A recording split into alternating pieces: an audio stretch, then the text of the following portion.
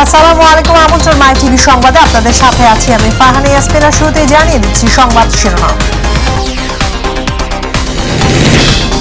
৭৫-এর পর অবৈধভাবে ক্ষমতা দাখিলকারীরা মানুষের ভাগ্য নিয়ে ছিনিমিনি খেলছিল বললেন প্রধানমন্ত্রী। ৭০টি উপজেলাকে ভূমি ও গৃহহীন মুক্ত ঘোষণা। এমপি আনা হত্যাকাণ্ডের রহস্য উদ্ঘাটনের তদন্ত চলছে জানালেন স্বরাষ্ট্রমন্ত্রী। চোরাচালান বা রাজনৈতিক দ্বন্দ্বে খুন হবার কথা কখনোই বলা হয়নি বলে মন্তব্য। আওয়ামী লীগ ক্ষমতা আসলে দেশের অর্থনীতি রসাতলে যায় বলে মির্জা ফখরুল। দেশে এখন আধিপত্যবাদের সাথে ফ্যাসিবাদও কায়েম হয়েছে বলে মন্তব্য। সেন্ট মার্টিন থেকে টেকনাফগামী বেসরকারি নৌযানকে লক্ষ্য করে মিয়ানমার থেকে আবার গুলিবর্ষণ। প্রায় এক সপ্তাহ ধরে প্রায় যোগাযোগ বিচ্ছিন্ন প্রবাল দ্বীপ। দুর্নীতিকে পুঁজি করে বিপুল পরিমাণ অবৈধ সম্পদ অর্জনের অভিযোগ উঠেছে এক জেলা রেজিস্ট্রারের বিরুদ্ধে। অনিয়মিত যার কাছে নিয়ম।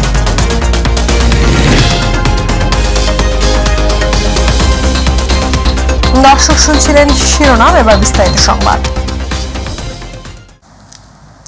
লাখো শহীদের রক্তে অর্জিত বাংলাদেশ এগিয়ে যাবে, কেউ ভূমিহীন থাকবে না বলে মন্তব্য করেছেন প্রধানমন্ত্রী শেখ হাসিনা।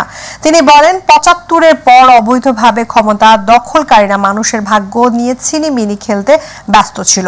সকালে গণভবন থেকে ভিডিও কনফারেন্সের মাধ্যমে আশ্রয়ন ২ প্রকল্পের আওতায় আরো ১৮,৫৬৬টি ভূমি ও গৃহহীন পরিবারকে জমি সহ বিনামূল্যে ঘর প্রদান অনুষ্ঠানে তিনি এসব কথা বলেন। এর মধ্যে দিয়ে দেশের মোট ৭০টি উপজেলাকে ভূমি ও গৃহহীন মুক্ত ঘোষণা করা হলো।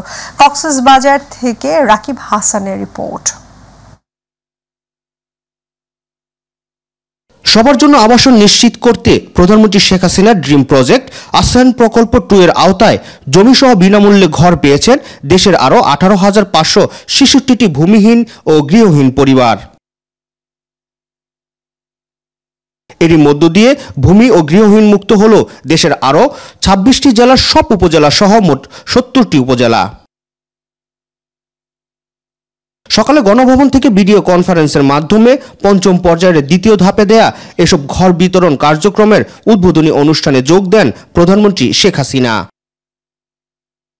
এ সময় সুবিধাবঞ্চিত মানুষদের উদ্দেশ্যে দেয়া বক্তব্যে সরকারের নেয়া নানা উদ্যোগের কথা তুলে ধরেন তিনি।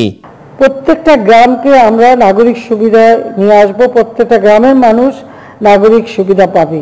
পাশাপাশি রাস্তাঘাট, পুল ব্রিজ উন্নয়ন করা, ঘরে ঘরে বিদ্যুৎ দেওয়া, সোলার প্যানেল দেওয়া এবং সেই সাথে দেশের মানুষের অন্ন, বস্ত্র, বাসস্থান, চিকিৎসা, শিক্ষা আমরা মানুষের এই মৌলিক চাহিদাগুলি পূরণ করবার পদক্ষেপ নিয়েছি, যার শুভফল দেশবাসী আজকে পেতে শুরু করেছে। আসন্ন ঈদুল আজহার আগে এটি প্রধানমন্ত্রীর ঈদ উপহার জানিয়ে দেশের একটি মানুষও ভূমিহীন ও গৃহহীন থাকবে না বলে আবারও জানান সরকার প্রধান।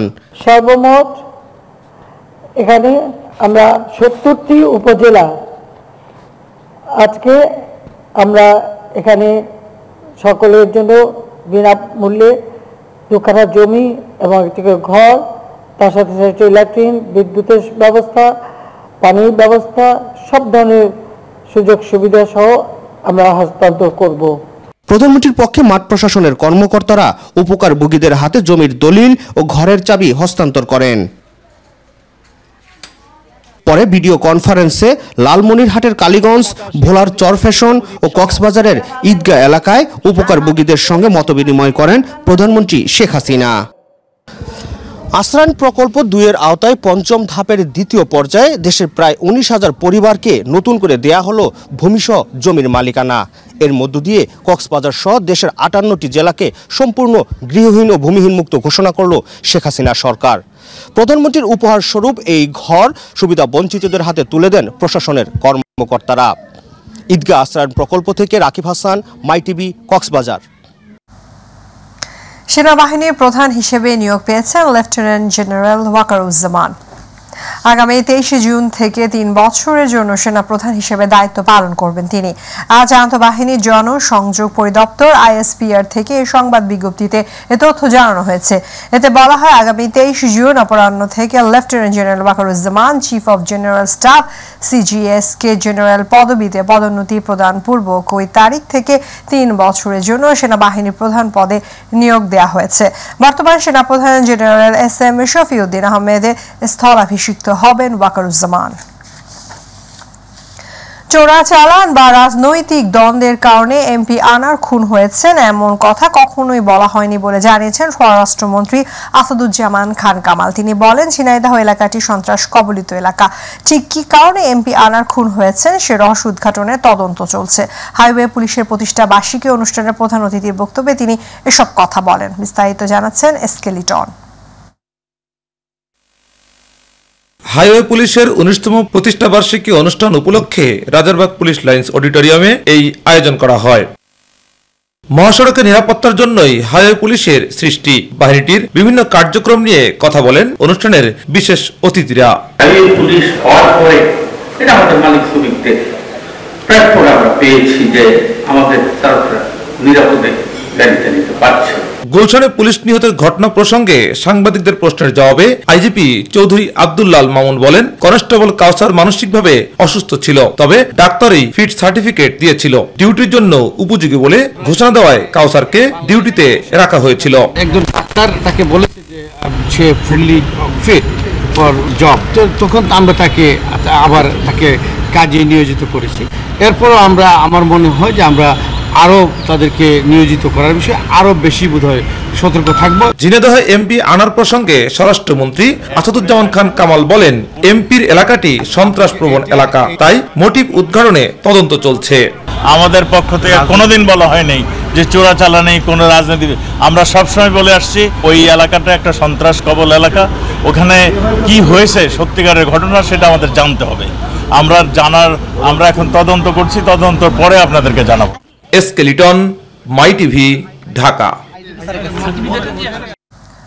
আওয়ামী লীগ ক্ষমতায় আসলে দেশের অর্থনীতি রসাতলে যায় এমন অভিযোগ করে বিএনপির মহাসচিব মির্জা ফখরুল ইসলাম আলমগীর বলেছেন, দেশে এখন আধিপত্যবাদের সাথে ফ্যাসিবাদও কায়েম হয়েছে। বিএনপির প্রতিষ্ঠাতা জিয়াউর রহমানের শাহাদাত বার্ষিকী উপলক্ষে মানিকগঞ্জে এক সেমিনারে তিনি এসব অভিযোগ করেন। দেশে গণতন্ত্র পুনঃপ্রতিষ্ঠায় তরুণ সমাজকে জেগে ওঠার আহ্বান জানান তিনি।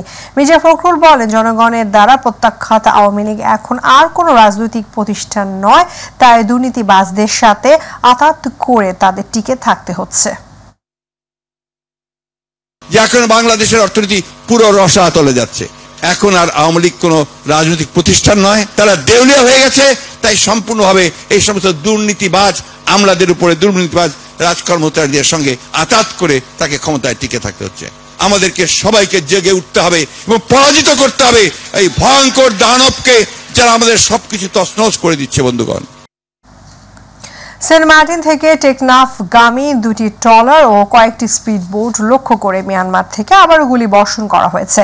নাফ নদী নাইখনদিয়া এলাকা বেলা 11:30টার দিকে এই গুলি বর্ষণের ঘটনা ঘটে। এ নিয়ে গত 7 দিন ধরে চলছে একই ধরনের ঘটনা। আতঙ্কে সেন্ট মার্টিন টেকনাফ নৌ রুটে সব ধরনের নৌযান চলাচল বন্ধ রাখা হয়েছে। আতিকুর রহমান তিতাসের রিপোর্ট।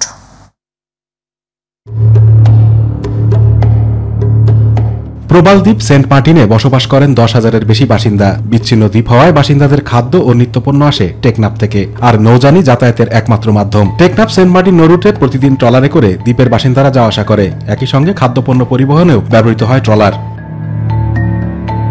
চলতি বছরের ফেব্রুয়ারি থেকেই সংঘাত চলছে মিয়ানমারের অভ্যন্তরে। এর জেরে এখন টেকনাফ সেন্ট মার্টিন নৌরুটে নাফ নদীর নাইখংদিয়া পয়েন্টে মিয়ানমার থেকে ছোড়া হচ্ছে গুলি। এরই মধ্যে গেল 5 জুন সেন্ট মার্টিন থেকে ফেরার সময় নির্বাচনী সরঞ্জাম ও কর্মকর্তাদের বহনকারী নৌযানে গুলি ছোড়া হয় মিয়ানমার থেকে। এরপর 8 জুন পণ্যবাহী ট্রলারে আবারও গুলি করা হয়। এতে কেউ হতাহত না হলেও ট্রলারটিতে 7টি গুলি লাগে। মঙ্গলবার সকালেও সেন্ট মার্টিন থেকে টেকনাফগামী দুটি ট্রলার ও কয়েকটি স্পিডবোট লক্ষ্য করে মিয়ানমার থেকে আবারও গুলি বর্ষণ করা হয়েছে। এ নিয়ে গত 7 দিন ধরে চলছে একই ধরনের ঘটনা।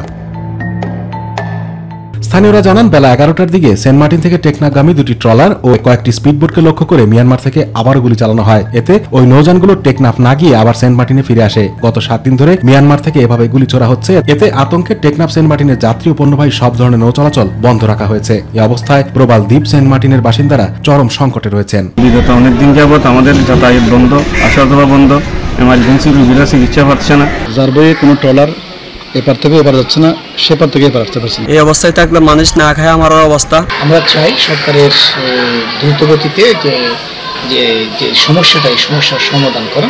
ওই রুট ছাড়া সেন্ট মার্টিনে আসার বিকল্প কোনো ব্যবস্থাও নেই। বর্তমানে ওই নৌ রুটে যান চলাচল বন্ধ, তবে জরুরি ভিত্তিতে শাহপুরীর দ্বীপ অংশ থেকে বিকল্প পদ্ধতিতে বঙ্গোপসাগর হয়ে সেন্ট মার্টিন যাওয়া যায় কিনা তা খতিয়ে দেখা হচ্ছে বলে জানান অতিরিক্ত জেলা ম্যাজিস্ট্রেট। গুলি আসছে ফ্রিকুয়েন্টলি এবং যারা নাফ নদীর মোহনাতে ঘটনা ঘটছে, নাফ নদীতে যাওয়ার পথে, যেমন নাফটাকে অ্যাভয়েড করে বিকল্প এতে শাহপুরীর ওই পাশ থেকে আমরা ভাবছি এখন। আতিকুর রহমান তিতাস, মাই টিভি।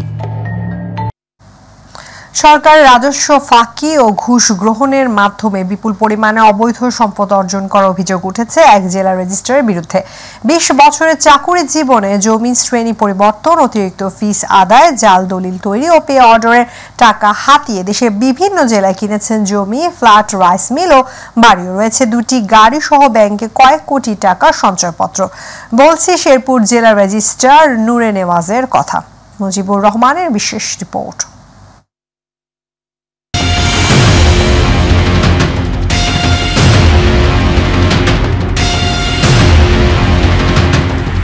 2004 সালে সাব রেজিস্ট্রার হিসেবে নুর নেওয়াজ চাকরি নেন পিএসসি কোঠায়। গেল 18 বছর এই পদে চাকরি করে সরকারের রাজস্ব ফাঁকি দিয়ে এবং ঘুষ গ্রহণের মাধ্যমে জামালপুর জেলা সদরে কিনেছেন 870 শতক জমি। রয়েছে একতলা একটি নান্দনিক বাড়িও। ময়মনসিংহ শহরের মোহাম্মদ আলী রোডে এই বাড়িতে স্ত্রী আঞ্জুমান আরা মুক্তা ও নুর নেওয়াজের নামে রয়েছে 2টি ফ্ল্যাট। শহরের নৌমহল ও পণ্ডিত বাড়ি এলাকায় আরও 2টি ফ্ল্যাট আছে এই দম্পতির। টোলাদিয়া মৌজায় 13 শতক জমি রয়েছে জেলা রেজিস্ট্রার নূর নেওয়াজের নামে। নাম হচ্ছে নূরে নেওয়াজ, হলো জেলা রেজিস্ট্রার শেরপুর। জি, কত শতক জমি? 800 শতক, 8 একর। ময়মনসিংহে 5টা বাসা, শেরপুরে 4টে, জামালপুরে 3-4টে। এই টাঙ্গাইল কি আছে? Rice mill. এই জায়গাটা আপনার জেলা রেজিস্ট্রার নূর নেওয়াজের জায়গাটা। পদে পদে আমরা হয়রানির শিকার হই। রেজিস্ট্রারের টাকা ছাড়া কোনো কাজই হয় না।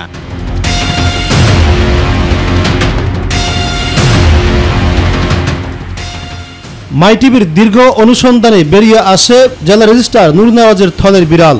তার কর্মজীবনে জমি শ্রেণী পরিবর্তন, জাল দলিল তৈরি ও শেরপুর জেলার কাজী নিয়োগে জাল জালিয়াতি, জেলার সকল রেজিস্ট্রি অফিস থেকে মাসিক মাসোহারা আদায় ও রেজিস্ট্রি অফিসের কর্মচারীদের বদলির ভয় দেখিয়ে অর্থ হাতিয়ে টাঙ্গাইল জেলার ধনবাড়িতে 1.5 একর জমির উপর স্ত্রী আঞ্জুমান আরার নামে রাইস মিল দিয়ে পরিচালনা করছেন নূর নেওয়াজের ভাইরা ভাই। চলেন নতুন নতুন ব্র্যান্ডের গাড়িতে। জেলা রেজিস্ট্রার নূর নেওয়াজ 37%, আর ইনু কিন্তু 40। এদের দুর্নীতি অবশ্যই সবাই বিচার যাবো, আমি কে সবাই বিচার যাবো। আঞ্জুমান আরা মুক্তা। ওনার স্বামী কি করে? ওনার স্বামী মনে হয় আগে ছিল, এখন বলে আবার পদোন্নতি হয়েছে। আঞ্জুমান আরা মুক্তা 2 জন মালিক। আঞ্জুমান আরা মুক্তা কার ওয়াইফ? নূর নেওয়াজ। উনি কি করেন? সাব রেজিস্ট্রার ছিল। ওনার আর কি কি আছে? জামালপুরে নিজের গ্রামে বাড়ি আছে আর ময়মনসিংহে ফ্ল্যাট আছে। নূর নেওয়াজ 2020 সালে সাব রেজিস্ট্রার থেকে জেলা রেজিস্ট্রার হিসেবে পদোন্নতি পেয়ে ঠাকুরগাঁয়ে যোগ দেন। বর্তমানে তিনি শেরপুরে কর্মরত।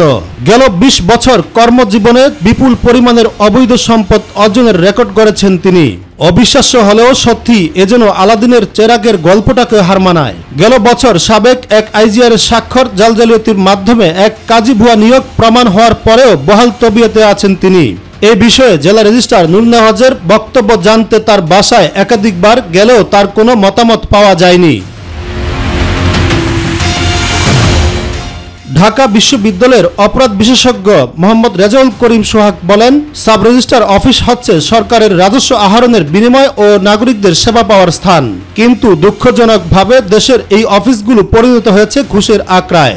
শেরপুর জেলা রেজিস্ট্রার নূর নেওয়াজ এবং তার স্ত্রীর নামে যে পরিমাণ সম্পত্তি আমরা দেখতে পেয়েছি, প্রায় 870 শতক জমি এবং বিভিন্ন জায়গায় রাইস মিল, তারপর তার স্ত্রীর নামে ফ্ল্যাট এবং গাড়ি, তার যে সম্মানই পায় সেই সম্মান দিয়ে তো তার ওইভাবে থাকার কথা না।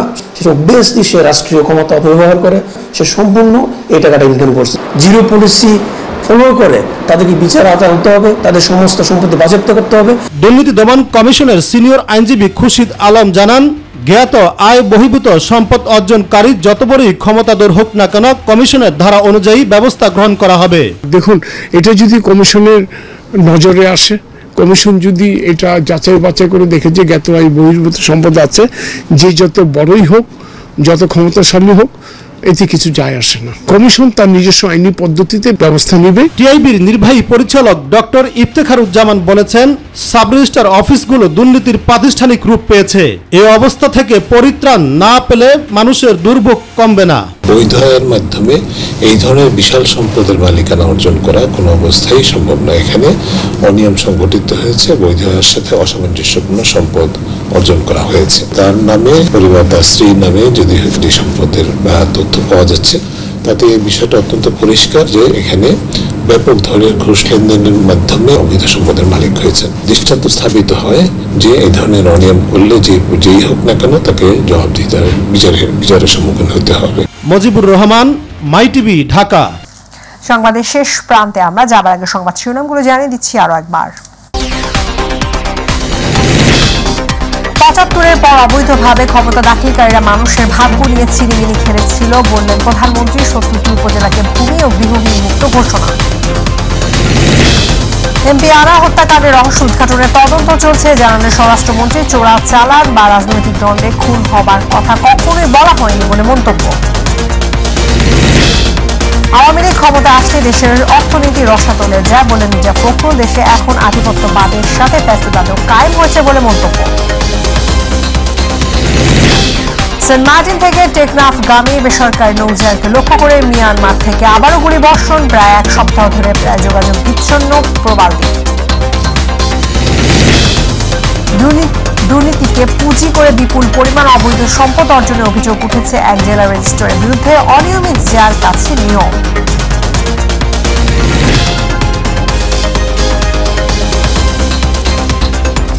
এই ছিল আমাদের এখনকার আয়োজন। মাইটিভির সংবাদ দেখতে ভিজিট youtube/mytvbd নিউজ। মাইটিভির অনুষ্ঠান দেখতে visit youtube/mytv Bangla, facebook/mytv Bangla. আমাদের পরবর্তী সংবাদ দেখার আমন্ত্রণ জানিয়ে এখনকার সংবাদ এখানেই শেষ করছি।